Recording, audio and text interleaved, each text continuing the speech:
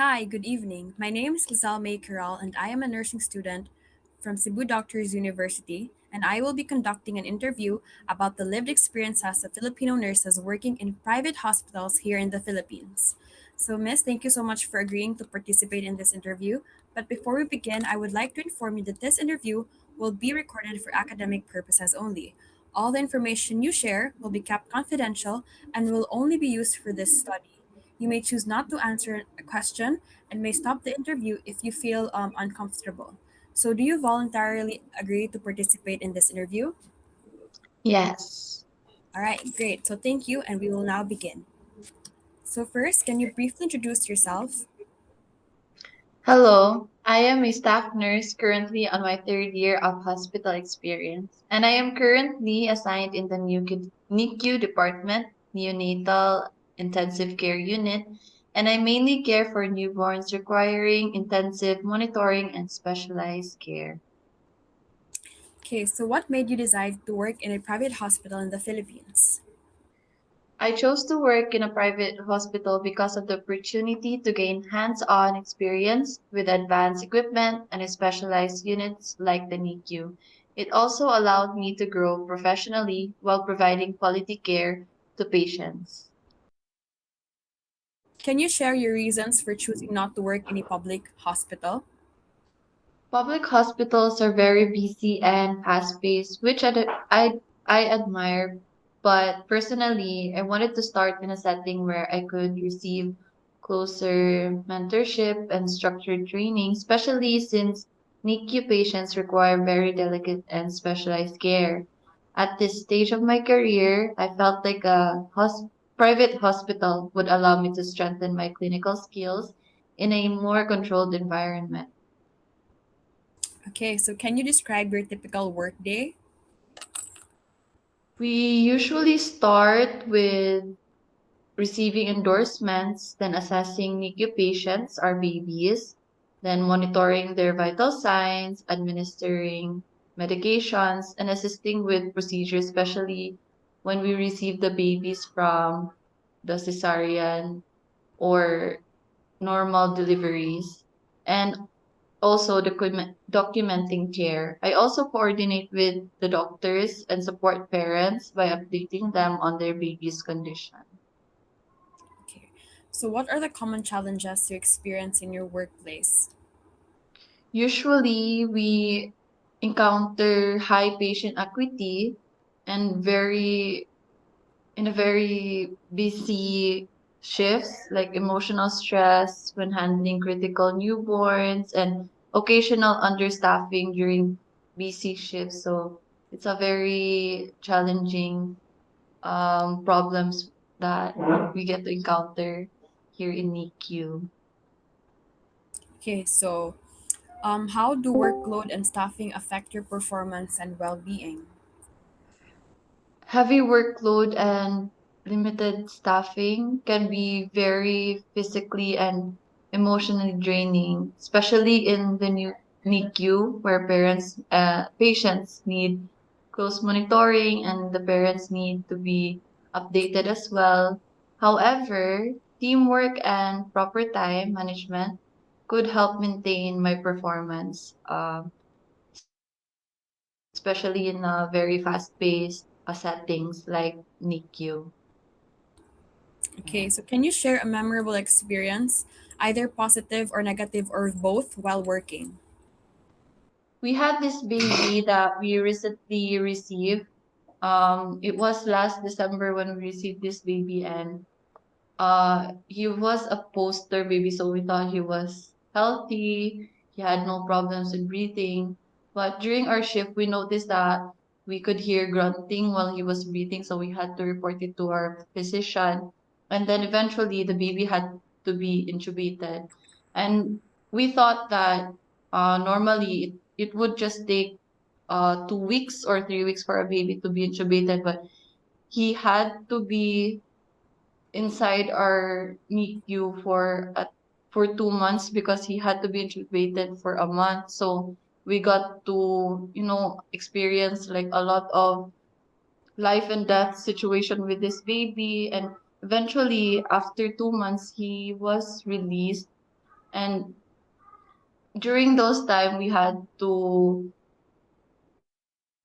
communicate with his mother. So we got to bond with the mother and kanang maka listen mi sa ilahang daily life, sa ilang of course silang problem sad as a mother aning a baby. And it was really rewarding emotionally na nakagawa sa si baby, of course with our help. Then ang parents po nila is very grateful and maka-realize jud ka nga mo ni ang why naka-choose ko ani nga profession, because not only because I love to care for people but also kanang for the grateful nga people bitaw ma-encounter nimo every day, makaingon jud ka nga rewarding jud kini siya na experience. Anyways, for the negativity, I used to work in the ward, and the reason why I had to transfer to NICU is because of the people that I get to encounter there, especially sa mga watchers. Like, I love caring for my patients. They're really kind as well. I never encountered a rude patient except for the watchers. The watchers were the kanang very negative na side for me. So, uh, eventually I learned na I just kanang dili lang jud ko magpadala sa negativity sa watchers kay dili man sad sila important sa akong work. Of course, I need to update them, pero at the end of the day, it will be the patients nga, i-focus jud. So I learned na just to be patient when it comes to dealing with this type of people. Yes. Ano nakita na ko, no? Speaking of the baby that was recently, that imong nakuan recently, so di ba nakagawas na siya, so stable na gid siya. Yes, buyog. Actually, he had to be intubated lang for a month, then another month para lang makasettle sa ilang bill. So, murag sa 1 month nga nakastay siya, ay sa 2 months nga nakastay siya, sa 1 month, like healthy baby jud siya. We just had to feed him. And Mm, kanang ma-compare lang sa other patients, buutan kay siya nga baby, di siya gapahasol, and kaya murag kuan jud nimo ma-differentiate nimo tong what happened to him for a whole month of being intubated. Then katulad yung murag siya na din ah, maningkamot og feed siya. So, buyag mm, nga baby. Yes. that's a great baby then. Thanks. How does work? Okay, another question is, how does working in a private hospital impact you emotionally and mentally?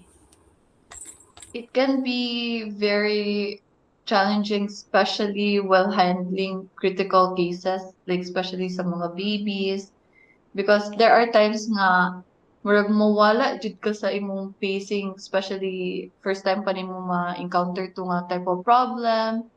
But of course, since napoy seniors or senior nurses and doctors that could help you, murag maka-gain ka og lesson and maka-improve pud ka sa imong skills. Then it also strengthens my resilience and compassion as a nurse when handling those type of cases. Kaysa katong mga shifts nga grabe ra kay ka chill, inana murag compared sa kanang mabisi ka, maka-learn pa ka more, then or ma-enhance pa nimo imong skills kay ma-practice man nimo siya kaysa kanang gaingkod lang ka waiting for new patients to care for. Okay. So, go work man ka no. So, of course, kung mag-work ang ka, ma-stress man jud ka. So, what coping strategies do you use to manage stress? Oh, I actually like if work related, I kanang dili work related, like I get to bond with my friends sa work, like mag-debriefing me if like off days or kanang after work we get to eat outside together. Then pero mostly I get to hang out with my family after my work, and especially sa off days I get to hang out with my child, mag like being together lang sa iyaha kay maka-help ra pud relax sa ako, like maka-forget ko about sa work. Actually, when I'm out of the hospital, I don't think about anything sa work unless mag-chat ang amo ang senior sa ako, man ako'y nalimtan, inana. Pero other than that, if wala ko'y problem, as in like pure, kung ano jud ko, pure outside or pure focus na jud ko sa ako ang anak or kanang sa mga laag na ko not sa hospital kay para dili kay ko ma sa madala bitaw kay sa negativity sa unsay na-happen sa work, especially kanang mga bad nga nanga-happen, inana, yes. What by bad na happen? What do you mean, Anna? Like kanang example, naka-encounter ko baby nga close to death or like na patay should actually maka-experience siya ka ana sa NICU because kung good siya like these babies need critical handling jud. So with that critical sa jud ang ilahang cases and dili jud siya ma-avoid. So of course murag imo na lang siyang ikuan, although that is not easy to, murag swallow. Pero like, eventually, you get to experience this every once in a while. So, kuan dyan mo siya nga, murag not normal. Pero kada ito, murag, you just have to let it pass na sa imong mind, Mm. make it as a lesson nga mo work. And of course, kanang coping strategies po di ay also practice self-care and maintain good support system. Jud. Like kanang naa jud mga people nga imong mastoryahan about it na dili bitaw nimo i-keep lang sa imong self kay mm, although dili nimo siya problem pero murag in a way mo problem mo gud nimo siya in the long run kay makaingon jud ka nga na inani akong patient because sa akong nabuhat, inana bitaw. Mm. At least na kay mastoryahan about it na ay mag-advise po sa imuha or like tell them about their experience as well nga dili lang jud ikaw naka-experience at anak eh. Narabi jud times nga feel nimo nga sala jud ni nako ngano na yun ato akong patient inana so yes. Strategies na nga maka-cope is magstorya jud sa unsay kaka-happen sa imo sa work. Mm-mm. Okay, that's really nice to hear. Yes. How would you describe the support system in your workplace, like management or coworkers? Oh. Yeah. Can talk about your hospital first, then next thing came mga coworkers. Okay.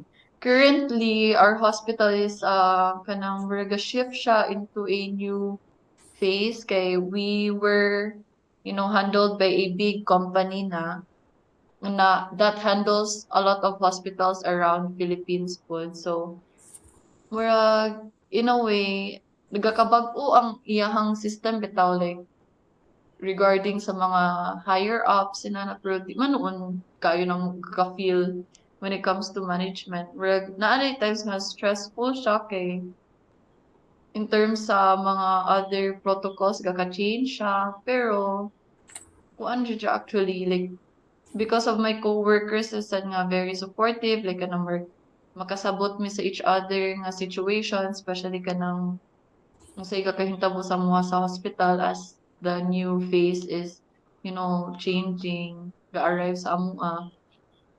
Murag, okay lang pud siya. Kay teamwork man sad mi and we know what's happening in the hospital. Ga-help lang sad mi sa each other in terms of work and sa unsay kakahintabo sa amua as, workers under the management. Yeah. Okay. They're very supportive. Yes. Okay. What motivates you to continue working despite the challenges? So first, iingon lang sa ang challenges, and then what motivates you to continue working despite these challenges?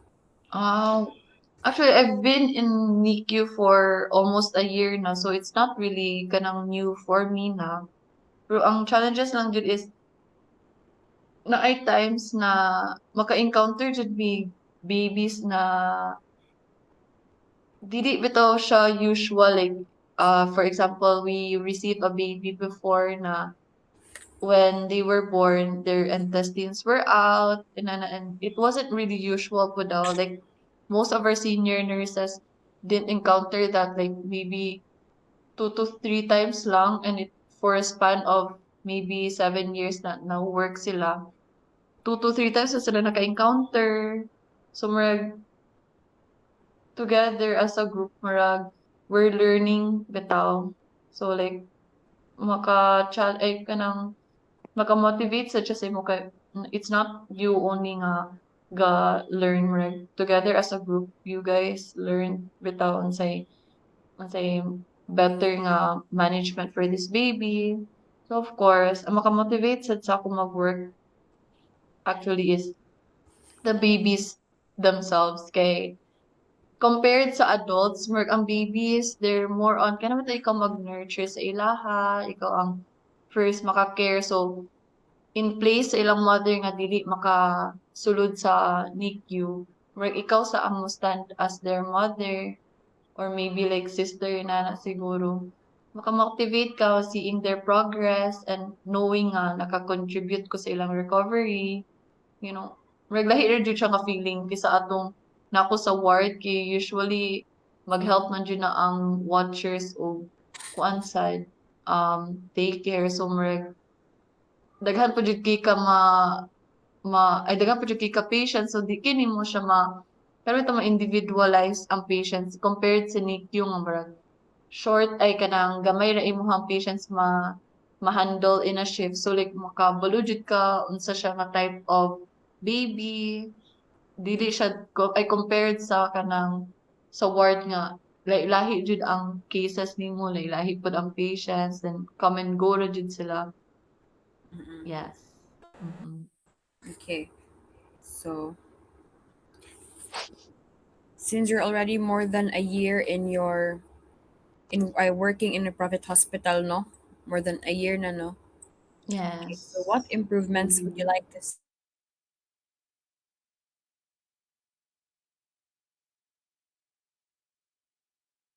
Of course, important yung salary, Charles. Pero, I would like to see improve na nurse to patient ratios. As in, that's a very big problem, especially sa number of staff that we have. Although daghan ga ka-hire, pero kanami ito mag-training pa sila. So, grabe kay siya ka problem for us katong mga senior and junior nurses kay we have to train them pa na nasumrag lisod kaayo mag-train and care for the patient at the same time, especially with ratios na taas kaayo ang patients, then short kaya mong staff kana nga shift.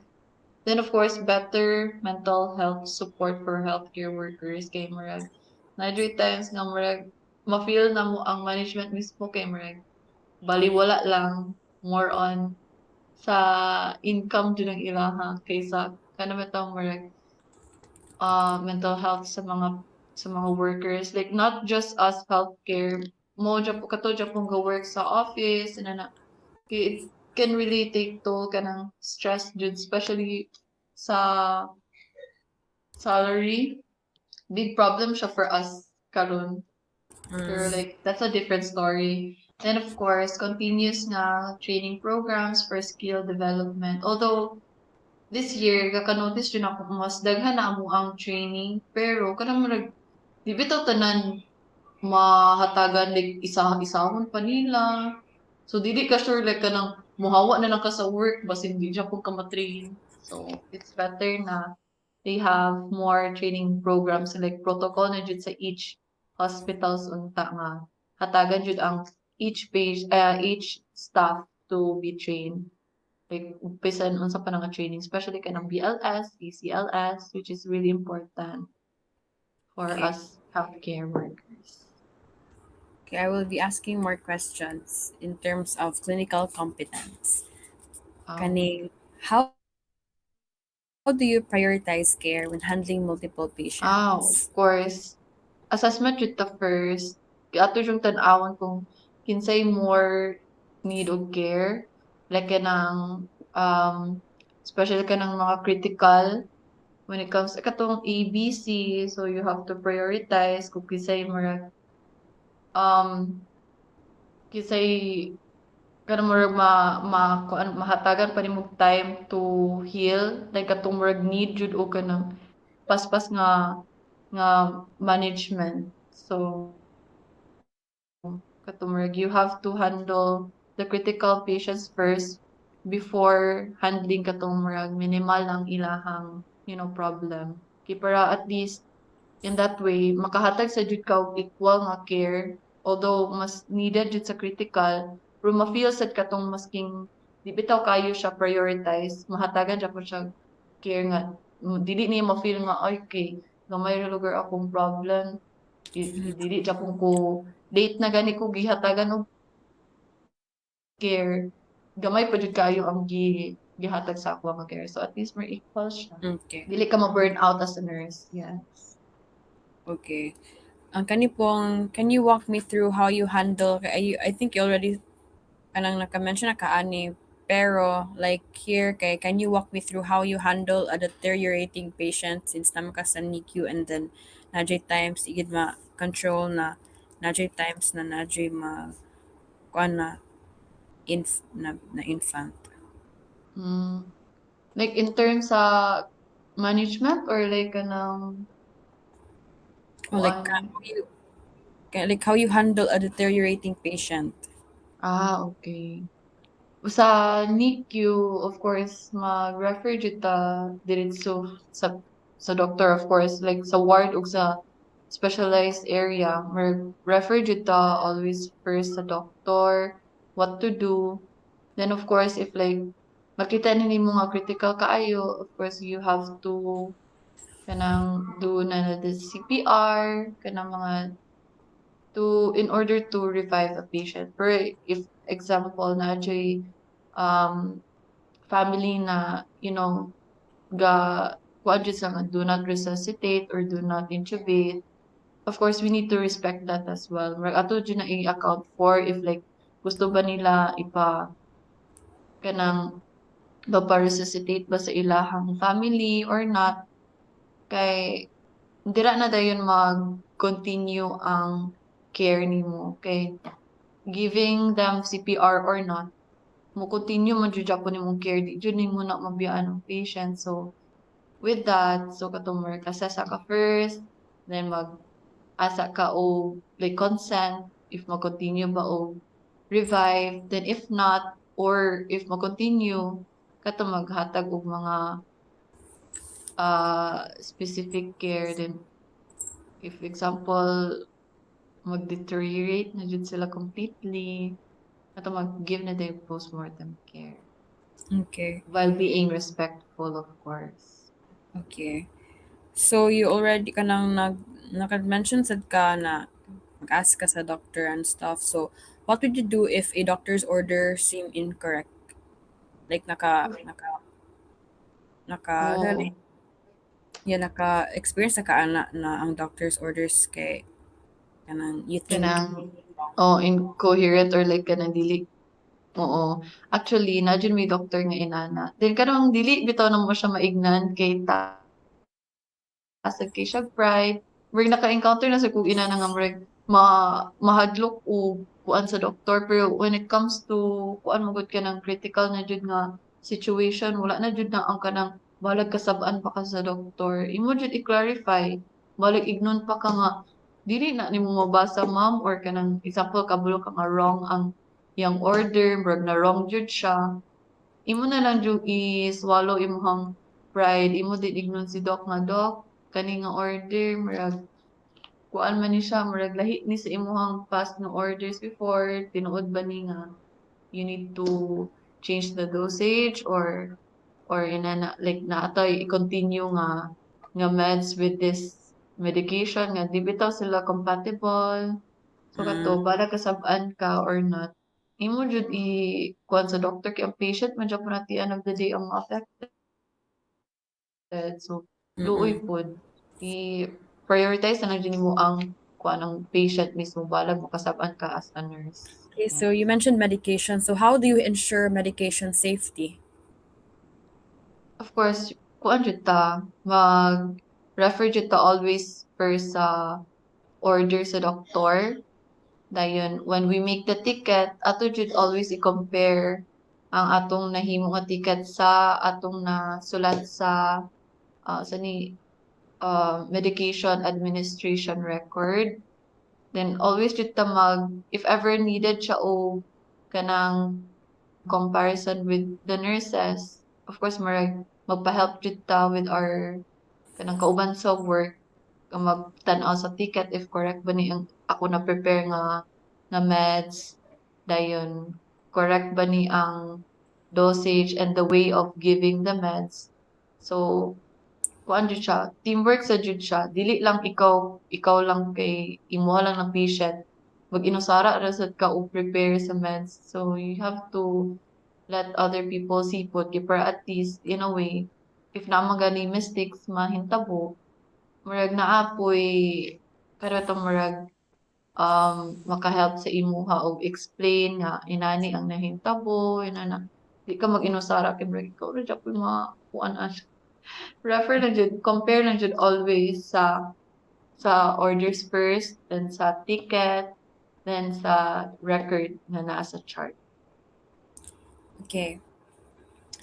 Okay, so let's move on to questions about mga situational and behavioral. So, have you ever made a mistake sa work and how did you handle it?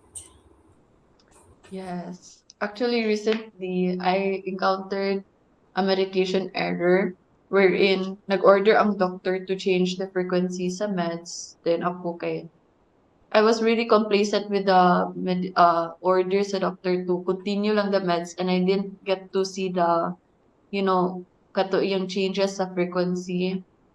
So kato because I didn't get to change the frequency sa meds, na-continue jud hatag ang mga, next nga shifts nurses sa akuha sa medications nga wrong na ang timing. So kato the next day, although dili siya super maka-harm sa patient, for the fact bitaw nga wala na ko na change, murag in a way na kuan din ako negligent ko ato. So we got it reported sa among higher ups sa amo ara sad sa NICU, murag wala na siya na kuan din na report sa whole court kay it's not that big man sa problem. Pero of course, naka-learn jud ko nga to always dili lang complacent mag-read sa orders, then of course endorsement, ibasa jud tanan nga dili magsalig lang kay nahuman na lugar ka ani nga shift, imo jud siya endorse well. Kay base ka to pud imong gi-endorsean, dili sad bitaw mo complacent sad bitaw siya kay confident na sad siya kay nahuman na nimo ang shift. So like wala na kay problem. So yes. Okay. So, di ba dapat sila mag-read pero doctor's order para like to make sure? I think. Yeah. So it was Good sa our problem jud kay ang mga seniors sa jud namo kay wala sa jud sila ka check ato kay actually our census at that time was really short High. ra sad. Oh, So okay. murag it Census happens ninyo or magod like census sa patients? sa Sa man siya? patients. Ano siya say Oo, short? like kanang gamay ra among patients sa nga time. Actually ang mga mistakes namo bitaw sa hospital like ma-notice jud nimo if mag-work na ka, ma-notice nimo if high kay ang patients or low kay patients. Dira usually gagahintabo ang mistake. So murag dili na jud ta mag-complacent ana. Dili ta yes. We have to Yes. be aware japon jud despite sa census. Yes. Okay. Okay. So, have you ever encountered kanang patient or kanang, of course, naman ka sa NICU, ang mga parents na non-compliant? Yes, naa jud. Like kanang taas of pride is usually mga fathers jud. Like I don't get it. Like be supportive of your wife na lang siguro. Like naa kuan mga fathers nga gusto maglahi og example, si mother gusto siya nga inani ang feeding kay mo pa iya mo-provide na di fathers nga kanang magkuhan sa jud sila murag ilang awayon bitaw nga no kanang kanila nga atong i-feeding na not knowing the mother is in control jud sa tanan. Like murag wala sila although nasa rights of course sa baby pero when it comes to you know kanang inana nga thing like feeding ang mother knows best jud. Na jud times sad nga makig-away jud ang father kay they didn't know or like kanang maybe prideful kay sila. I don't know. When it comes to kanang mga critical nga mga babies, na di Mm-mm. ubang father nga makig-away jud sa amuha ba nga kanang example, ga-struggle na gani mi sa baby, we need nga kanang need me o kanang magpa-sign lang ani nga consent, hindi sila diretso mag-sign, inana bitaw ring inana nga type of situation. Although normal siya pero stressful magud siya nga environment. Of course, sa ilaha pod murag bag-o pa sa ilaha, murag dili pa jud sila makasabot diretso. So moabot jud ang time nga kanang makigsupak jud sila sa amo. Pero maka-understand ra sad me because stressful jud siya nga kuan situation. Murag dili sad sila kabulon sa buhaton first, inana. Yes. Are you comfortable with rotating shifts, or how do you feel about if like ang imong work kay mo overtime, kay rotating shift Actually, and overtime? um, like kanang moambak lugar meaning like nag-out ka sa PM shift, mag-in din kag AM shift, inana? Pwede pod, or like change time like kanin this, oh nana, yeah.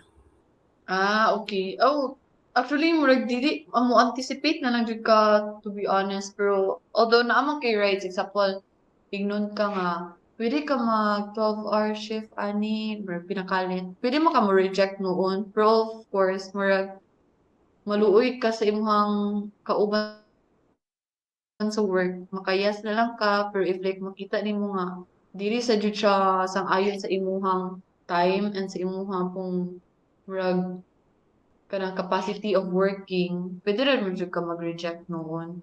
Then Mm. murag amo na sad akong gusto sad sa akong work kay although naa jud times sa imuhang mga kauban sa work pagmahay, pero karon ta murag ma mawala na sad bitaw siya kay maka-understand man sad sila nga dili ka always available inana. Mm. Pero sige kung isa About how do you feel over kanang if ay overtime? overtime. Oo. Dili jud siya ma-avoid because there are times nga kanang dili lang jud mo mabiyaan ang baby, especially sa NICU. Although of course pati sa ward dili mo mabiyaan ang patient when it kung critical sila. Pero kanang bitong work pwede ra nimo ma-endorse sa imong kauban. Okay ra pero sa NICU it's different mo gud kay example you have to receive a baby. Ayun, kung naka-receive na ka, ikaw mo din maghuman sa care unless if like katong nagsunod sa imong nga shift, mo volunteer nga sila na maghuman. Mm. Okay ra, pero if you're in the middle of, taking care of a patient, dili jud mo siya mabiyaan. So, normal na siya actually mo anticipate na nimo nga maka-overtime jud ka. Pero underpaid sad ka. Lol. Realities.